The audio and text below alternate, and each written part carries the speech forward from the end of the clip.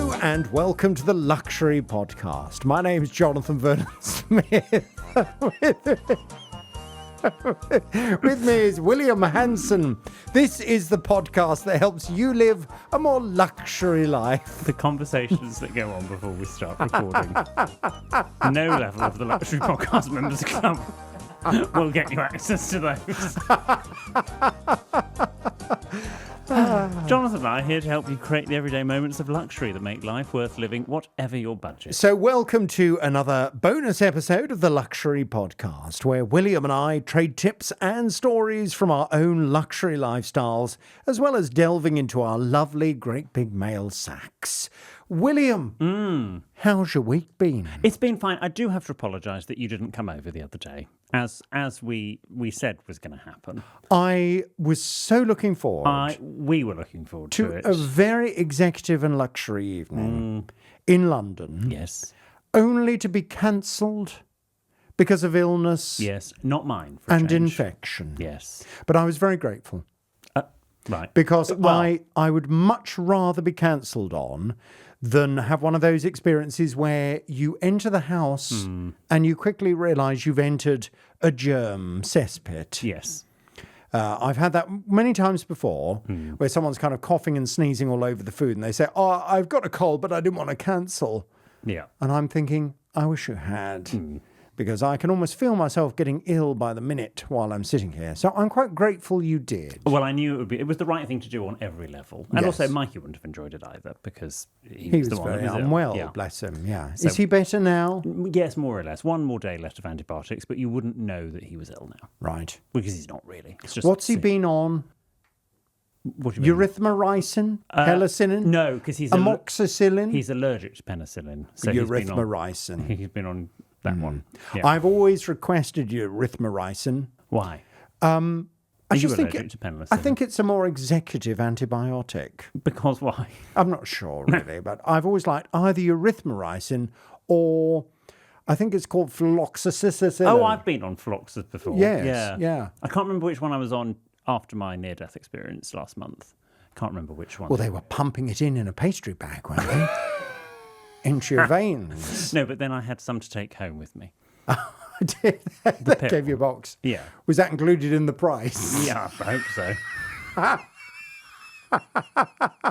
Do you know what happened actually the other day? What? I got a text to say we've got an overdue invoice Oh, I'm not surprised. for the consultant. And I was like, well, no, we've paid all this. And they went, no, but the consultant's fees are separate from the hospital fees. Oh, it wasn't what? a huge figure. It was very low three figures. But Oh. yeah, I had to pay that. But it's like, well, don't tell me it's overdue because I haven't seen it up until this point. So don't get stroppy with me because you haven't sent it to me. Did you manage to get your insurance company to pay or have you had to We're pay it? still chatting to them. Oh. Mainly because it takes every time I phone them, it takes 25 minutes for them to actually answer. Oh. And then I got told I went through to the wrong department and need the other department. And Would- they didn't Would you answer. like me to go and speak to them for you? Do you have a contact at that Yes. particular? Okay.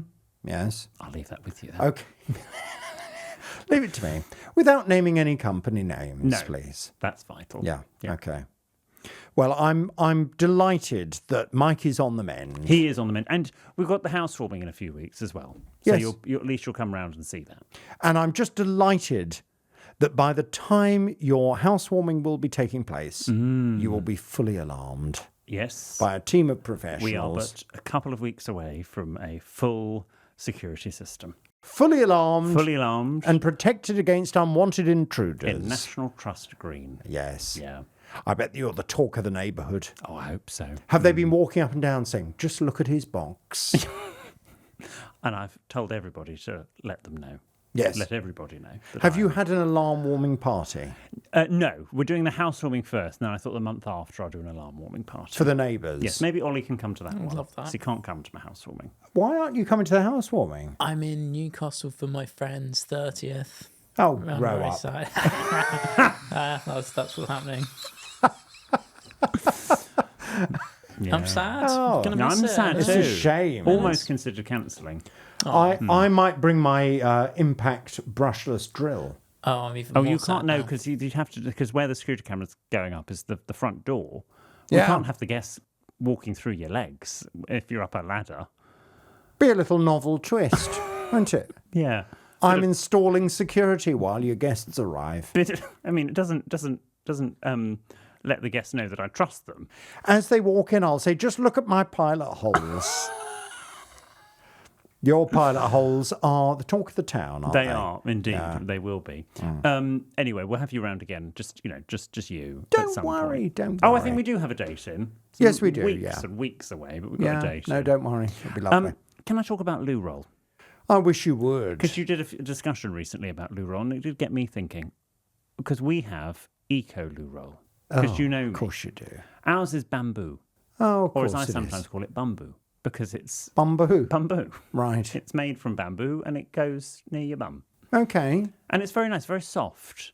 We've had it for years, actually. Have you? Yeah. Do you get it delivered on subscription? We do now. We didn't previously. We got it from the supermarket, but now we get it delivered on subscription because, we've got space to store 52 loo rolls that apparently will last us 3 months. And does it dissolve well in your pipes? I believe so, yes. It's much better for the environment. Is it? Yeah. Okay. Because that's the main problem with a lot of loo rolls now. They're so thick Yeah. that they snag on your U-bends, We don't want that. and you don't want that because it blocks up all your crevices. And you've got a new loo roll. You've got one that smells of oud. So I went out to a well-known discount luxury shop. Fortnum & Mason? Similar, B&M it's Right. called. Yeah. And I went to B&M Yeah. and I had a look at their range of toilet rolls, William. And I found one that said it was luxury. And when I saw luxury loo rolls, Yeah. I thought, that's for me. So I bought a pack of luxury loo rolls. Yeah. And they're very luxury. And it smells of oud. No, this was one pack. Oh, okay. While I was choosing those, I then saw a smaller pack of fragrance-infused loo rolls. Is that common? Probably. Yeah. Amber and oud was the fragrance. Okay. And I had a sniff of the bag. Yeah. I sniffed the kind of little crease Yeah. in the bag. Yeah. And a little waft of amber and oud came out. And I thought, do you know what? That's quite smart. Okay. So I bought a pack of those as well. And I've tried those so far. And do you know what? And I don't want to go into detail. Ollie loves this. Yeah. But yesterday, I was in my downstairs loo. And as you know, I only sit down. Yeah, quite right. Because I don't believe in standing up, because I think urine splash is very common. So I was sitting down and I just suddenly caught an aroma and I thought, what's that? It's like a manly aftershave. And then I realised it was emanating from my loo roll. And I thought, that's quite smart. Yeah. You're not convinced, are I'm you? not convinced I'd want scented loo roll. Well, there goes your housewarming gift. Bugger. Yeah. I bought you a year's supply. years ago, when I did my Daily Mail column, I wrote about cashmere loo roll, and that's awful. And he will remain nameless, but a very close friend of mine said that he thus, and I didn't know him at this point, he stopped buying cashmere loo roll because I had said it was common. What's cashmere loo roll? Loo roll made of cashmere. Out of actual cashmere? Or there's cashmere in it, yes. It was a trend. I don't know if it still exists, but it was only available at certain supermarkets. Oh, that's ridiculous. You can imagine which ones. Yeah. Yeah. No, that's ridiculous. Yeah. No, the amber and oud, it looks like a conventional loo roll, but it has just got a very faint fragrance Bring one in. of oud. Okay. But oud, as you have said before on this podcast, can smell a bit animal. What's the word? Animalic. Animalic. Yeah. Which, if Smells it's of poo. very strong, do you remember when you gave that beautiful Yes. oudy eau de toilette? Yeah. No, perfume, wasn't it? I regifted. Oh, yes. Sorry, should I not They talk? won't be listening. Okay. No. So you gave us a very, very nice oudy perfume. I think I got another one, actually. And it was quite pooey. I put You it... liked it, though. Yeah, but I put it after the on. first half an hour. Yes, the first half an hour, it smells like you've just spritched your neck in a sewage farm. But after that, it starts to develop a slightly more pleasant aroma. Good. But that's oud for you. Well, it can be, yeah. If anything, oud on loo roll, Yeah. Well, I think if you're going to go for that kind of fragrance, it's better that it be on a loo roll. Yeah. Because, I mean, it's you going to can- smell like oud at the end. Well, apparently you can get fragranced loo rolls that have smells like strawberry. Oh, And you don't want anything kind of fruity and sweet, do you? no. No. It's got to be something a little bit more. Nothing fruity up your bum. No, definitely nothing fruity up your bum. So, I'm quite loving the loo roll so far. Okay. I think it's added just a touch of je ne sais quoi. Do you remember many years ago, Yeah. you got me a gift of toilet roll origami? The book? The book. Yes. I gave it to someone else recently, actually. Yes, and so before a candlelit soiree, Yeah. I always make sure I've done a little bit of origami on Which the toilet ones roll. do you do? Oh, I don't know. Because I used to do the one, I haven't done it for ages, I need to do it again, where you do the sort of the diamond, Oh no, that's and a then you do a little fan. Looks like no, a that's Mandarin a, Oriental no, logo. that's a bit over the top. Yeah, I know, that's the point. It's I think, hilarious. I think the smarter one is where you just kind of it's done in a nice fold, and then you use a watermark just to stick it down. My old cleaner used to do that. I just think that it says to your guests, you've got a luxury host who's given some thought to you wiping your bottom. What do you use for the ring mark? How do you make the ring?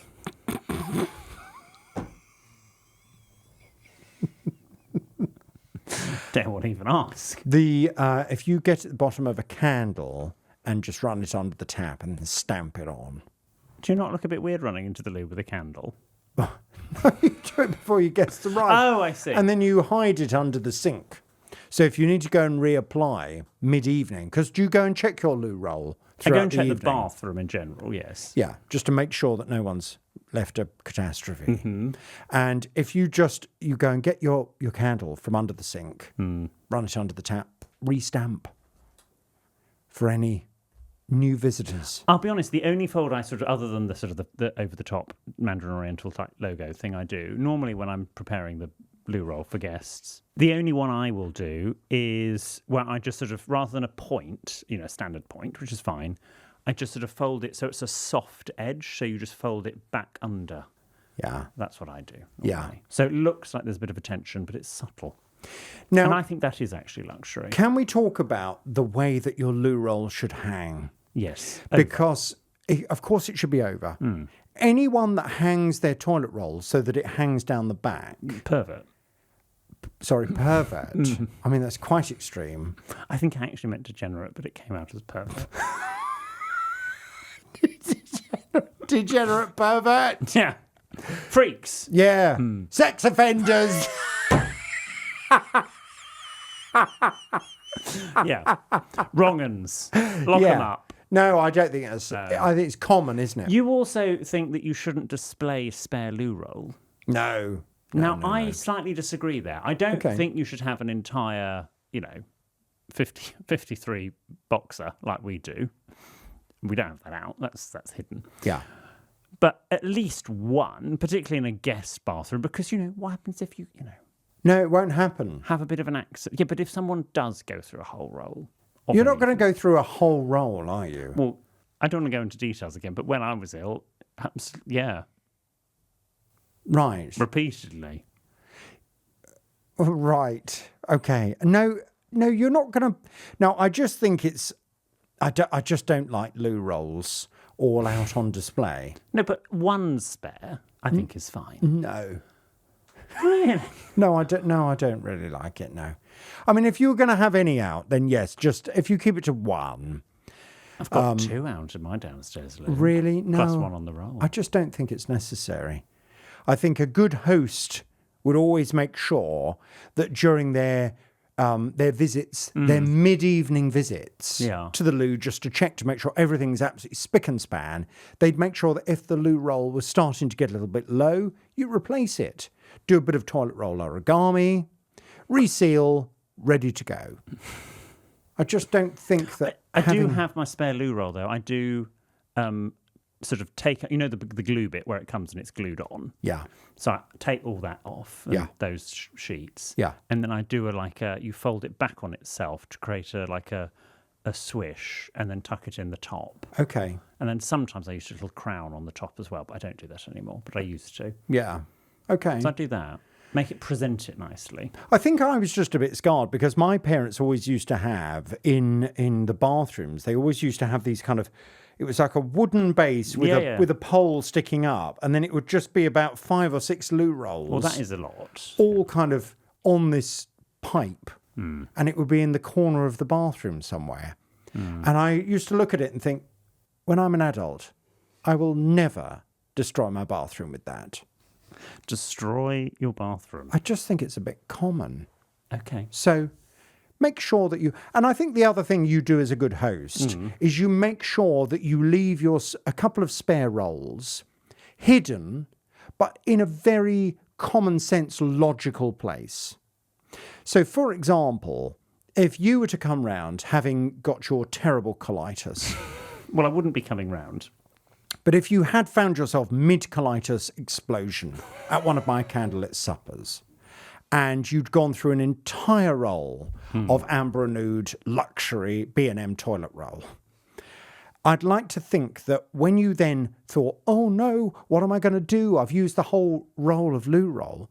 When you open the cupboard under the sink, there, your saviour. Well, that's fine. A As long fresh as it's roll there. in a common sense place that wouldn't require you to have a panic attack because there aren't any loo rolls there. Well, that's But fine. I just think keep it behind closed doors. Okay. No one needs to Loo see a roll loo should roll. be seen and not heard. Exactly. No, heard and not seen. Exactly. In fact, not heard either. No. Keep them well hidden. I just think that's a little bit more luxury.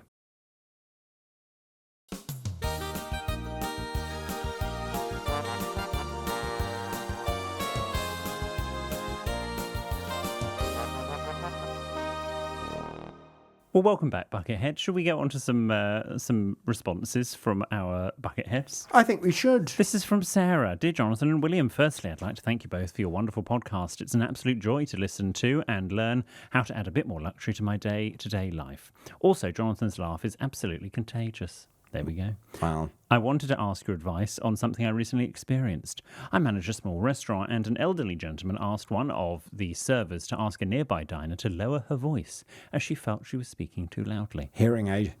I wanted to know your opinion on, one, whether a customer can or should ask a member of staff to do that, rather than asking the person themselves, and secondly, what would be the best way for a member of staff to ask a customer to be quiet without offending them?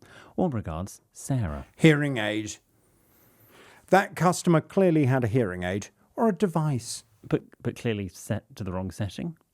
Well, I don't know. Very often, in my experience, elderly relatives who have hearing aids, the hearing aid in a restaurant will pick up other people. Yes, true. And they'll start wincing and pulling funny faces and Any minute now you're going to say my late grandmother, aren't you? and giving astonished looks to other diners who have dared to make a noise. Yes. Because their device is picking up them up. all these other conversations. Yes.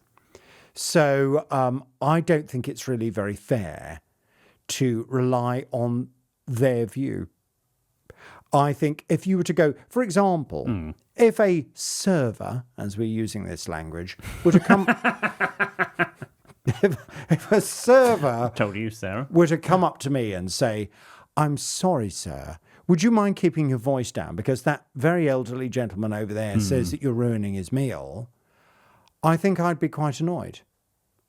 Yeah, I think if you're just having a nice time, if you were being drunk and raucous and deliberately, or loud, Yeah. fair enough. If you were playing music from your phone, child on an iPad, etc., yeah. all fair enough. I do though agree, Sarah. I think, Sarah, you do have a point. I think if you do want to say something to someone, you've got to do it yourself. You can't get the server to do it for you unless it is something that.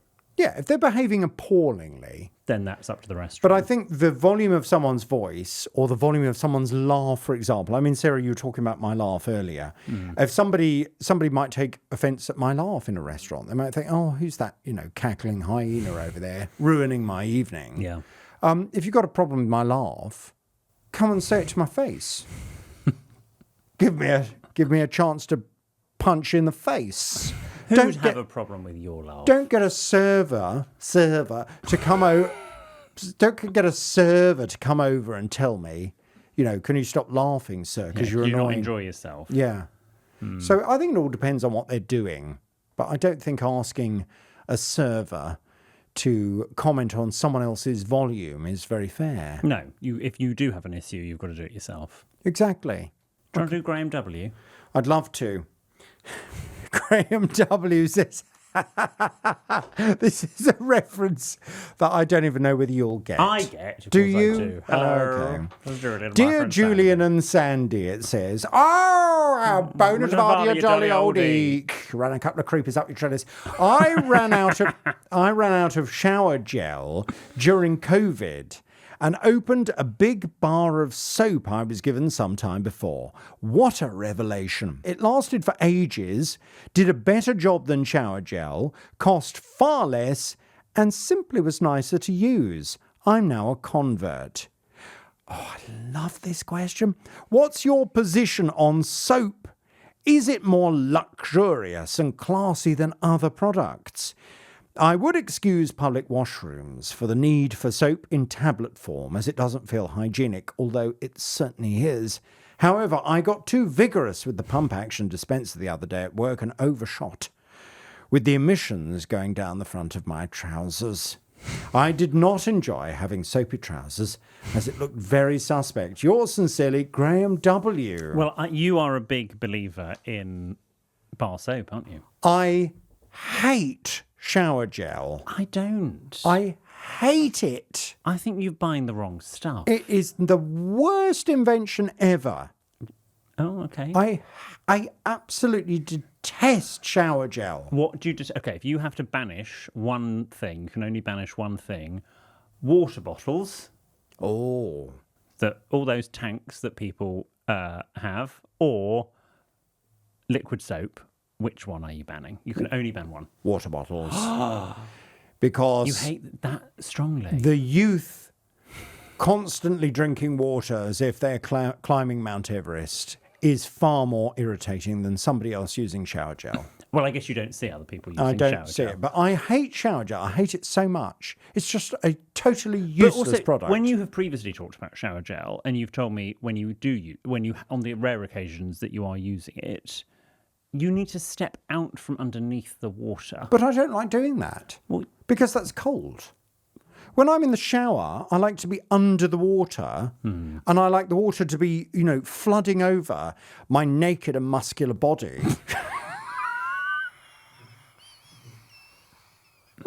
From start to finish. Yes. I don't want to have to get out and get chilly.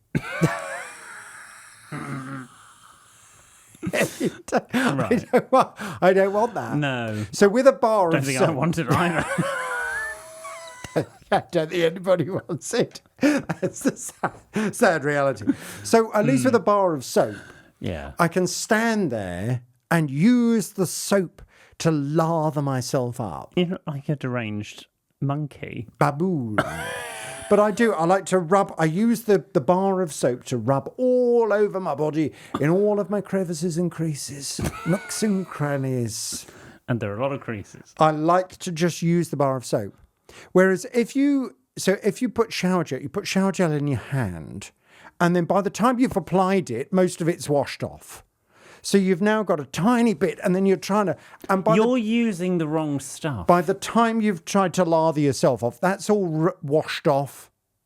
So you're then standing there and you're thinking, right, I've got to put more on. So you then cup your hand and you're filling it up like a great big serving of ketchup and then quickly rubbing it all out, and it's washing off as you do it. Not It's if you step out from underneath the water. But then you're getting cold. Oh, not for long. But then it's nice then when you go and it's all hot again and all lovely. No. It's a bit like hot cold therapy. Have you ever done hot cold therapy? No. So where you're in a nice hot sort of pool of water, No. then you get out, you No. rub ice all over yourself, and then you get back into it. It's No. lovely. No. I just think a bar of soap, it's traditional, it's luxury, and it's effective. Okay, My late grandmother. So here we go. Late, but So my late grandmother used to use Pears soap. Ah. Have you ever used Pears soap? No. Well, you should buy yourself a bar. Okay, do they still make it? Yes, they do. So next time you're in Waitrose or a supermarket like that, It'll be Waitrose. They still sell Pear soap. I want you to buy a bar of Pear soap and lather yourself up naked and think of my grandmother. My grandmother used to have Pear's encyclopedia. Right. Yeah, I think they did an encyclopedia. I don't know whether that's the same Pears. Well, And I don't think you should use that in the shower. when you're lathering yourself up with pears, and there'll be a lovely aroma, and that was the smell of my grandmother, okay? Right. It's a lovely smell. I don't use pears. I use Enna depravia, which is from Spain. Shock. And last year when I came back from Spain, I brought back so many bars of Enna depravia, they had an entire 32-kilo suitcase to themselves. Oh, my God. I've got 32 kilos of Enna depravia in my bathroom cupboard. You are something else. I know, Right. I know. But it's lovely. Have you ever used my Enna depravia? No, I'm not going near your bar of soap. Not now I know where it's been. No, I could give you a fresh bar. Would you like one? And you bring that as a housewarming gift. Oh, I'll do that. Seeing as what, I can't remember what else. I don't want your Rudy Lou roll. Right, no, because you think that's common. It's not that I thought it's common, it's just not me. You will love my Enna depravia. It is genuinely... What I like about Enna depravia is it sounds like depraved. Do you know what I mean? Yeah, I do. Depravia, Yeah. depraved. Yeah. Yeah. Have I told you about how I came across Enna depravia? No. So I was in Frigiliana. I was on holiday in Frigiliana. Yeah. And a change. I used to be a fan of imperial leather. Oh, I hate that. The only thing that annoyed me was the little label. Yeah, because it scratches. The little label. And I'd run out of my imperial leather. And you know what it's like when you're on holiday? You think, I don't really want to have to go and buy something while I'm here. Can I make it last? Anyway, I tried to make this little tiny bit of imperial leather last for as long as I possibly could. And I was down to literally the label. That's all I had left. And it wasn't getting a lather up. So I thought, I'm going to have to go and buy a bar of soap. So it was a Sunday. Now, in Frigiliana, the supermarkets close. Shut, yeah. They close. So I drove down the mountain, and there's a little man who has I want to say a shop, but it's more like a shack. It's a shack. It's a shack. And he's run this shack for many, many years. And every time I go in there, he asks about my wife. Actually, how is she? We don't mention her. Mikey, but we don't mention your wife. He always asks about my wife. And I went to them. What did you say? I just kind of pretend I don't. No entiendo. No entiendo nada. I don't understand anything. So I said, hola, tiene jabón? And he thought I meant washing liquid. And I'm lathering myself up in the shop for him. And then he called the police? In his shack. I'm trying to gesticulate as to what I mean. And he said, jabón. So he then goes off into the back and emerges from the shop. From this darkened corner. And in his hand, he was holding this bar of kind of very old, dusty yellow soap. Oh. It was Can't wait to have my own. It was a yellow packet, and it was covered in dust. And I could see that it looked like a bar of soap that you use for your body.